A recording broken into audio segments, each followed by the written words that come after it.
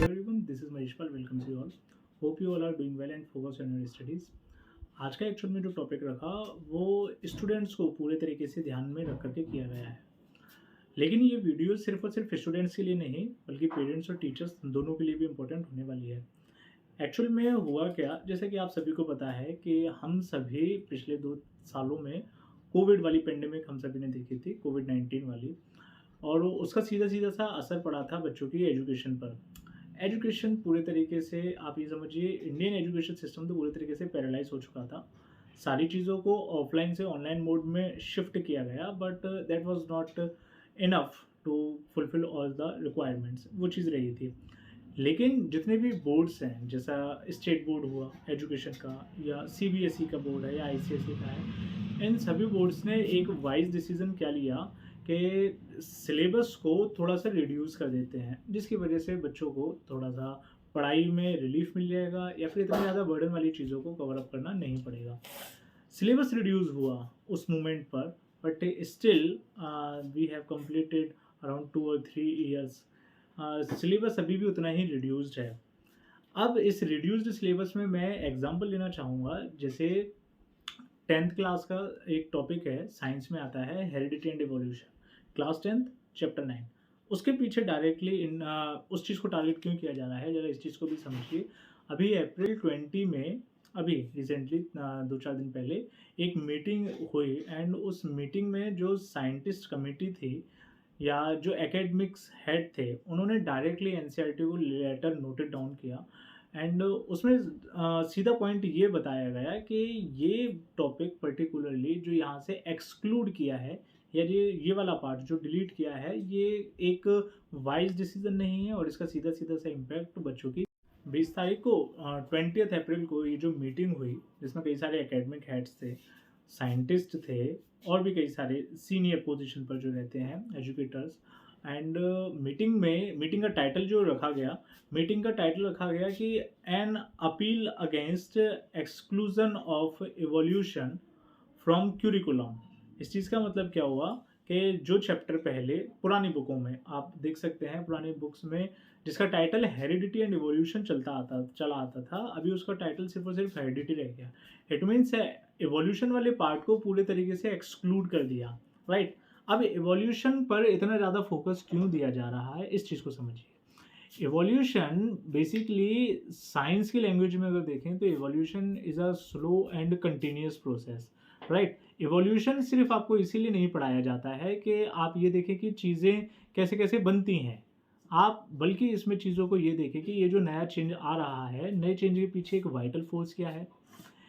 क्योंकि लोगों के दिमाग में ये चीज़ है कि मीन्स इस चीज़ पर जब भी हम इवोल्यूशन पढ़ते हैं, इस चीज़ पर हमेशा से मतभेद होते रहे हैं कि समवन इज सेइंग कि the whole universe is a spontaneous creation of God, right, कि हाँ जी है, एक स्पेशल क्रिएशन हो गई।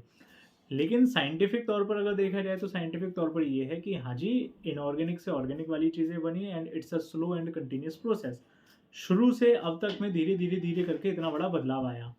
दूसरा वाला स्टेटमेंट ज़्यादा कहें तो वैल्यूएबल है, वर्दी है, एज़ कम्पेयर टू पहला वाला। क्योंकि पहला वाला जो है, science actually depends on the experiments and the evidences, right, just like law.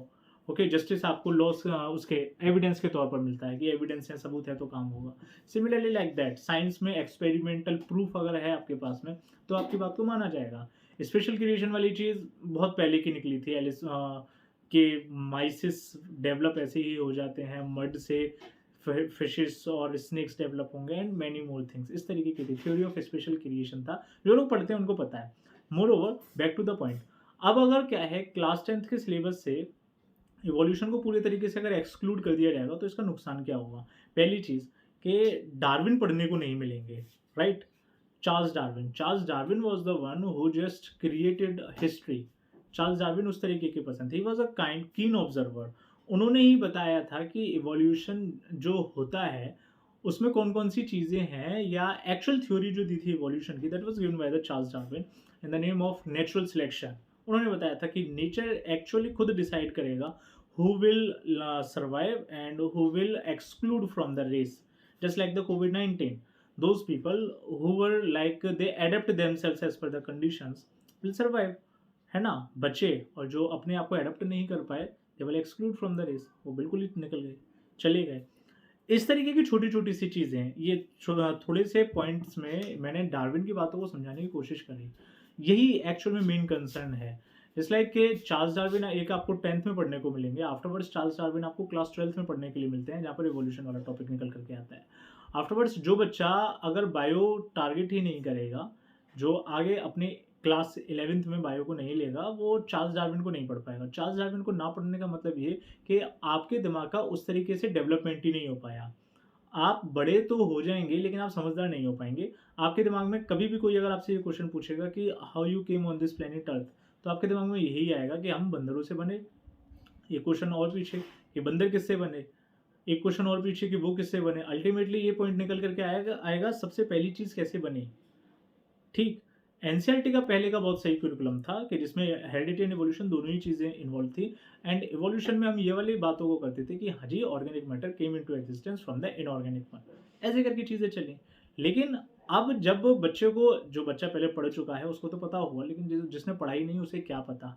Along with that ये जो नोट एनसीईआरटी को दिया गया था, वो काफ़ी सारे एक्सपर्ट्स थे और उन एक्सपर्ट्स में जो सिग्नेचर्स रखे थे, जस्ट लाइक के Indian institute of sciences, IITs, या फिर tipper, Tata institute of fundamental and research, मतलब जो अपने इस फील्ड में, एजुकेशन के फील्ड में अच्छी खासी वैल्यूएशंस रखते हैं, ये मेजर कंसर्न उन लोगों का था और कंसर्न भी पूरे तरीके से सही था। अलॉन्ग विद दैट एनसीईआरटी ने ऐसा नहीं है कि ये ही पोर्शन डिलीट किया है। इसके अलावा अगर थोड़ा सा और देखा जाए तो क्लास 9th का एक और चैप्टर, क्लास 9th के भी टॉपिक्स हैं। जैसे एक टॉपिक आता है diversity in the living world और एक दूसरा टॉपिक आता है how do we fall in. जब वो बच्चा उन चीज़ों को पढ़ेगा ना, तब जाकर के उसको उसकी इम्पोर्टेंस समझ में आएगी। जस्ट लाइक कि बच्चे ने अगर 9th क्लास में how do we fall in वाला टॉपिक ही नहीं पढ़ा, then he is not able to answer कि डिजीज़ क्या है, डिजीज़ कैसे होगी and what may be the causes, symptoms particular type के। बहुत ज़्यादा मेडिकल लेवल की चीज़ें नहीं है, जनरल वे में है, क्योंकि 9th क्लास के बच्चों को उतना ही बताया जाएगा। साथ के साथ में प्रिवेंशन मेजर्स, अगर प्रिवेंटिव मेजर्स नहीं पता होता है, ये वही वाली बात है कि अधूरा ज्ञान फिर बेकार होता है। अधूरे ज्ञान वाली चीज़ आ जाएगी, किसी से कहीं से कुछ सुना, साइंटिफिक एविडेंसेस रहते नहीं है, साइंटिफिक नॉलेज होगी नहीं, जिसकी वजह से ओवरऑल डेवलपमेंट पे कहीं ना कहीं फ़र्क पड़ेगा। चीज़ें तो इसी तरीके से बनाई जाती हैं, कोशिश की जाती है कि सभी का प्रॉपर स्किल डेवलपमेंट होता रहे, बट स्टिल अगर कुछ पर्टिकुलर पॉइंट्स पर काम किया जाए तो और ज़्यादा बेहतर हो सकता है। This is all about the particular session and this topic. Your suggestions are welcome. पूरे तरीके से आपकी अपनी क्या राय है इन चीज़ों के बारे में? एनसीईआरटी ने जो डिसीजंस लिए हैं, या जो सीबीएसई ने एनसीईआरटी के क्यूरिकुलम से जो चीज़ों को डिलीट किया है, नहीं होना चाहिए तो क्या राय है, और अगर होना भी चाहिए किया है तो उसके पीछे भी आपके क्या सजेशंस हैं? आप अपने सजेशंस भी दीजिएगा। Thanks for watching. Thank you. Keep learning, keep growing.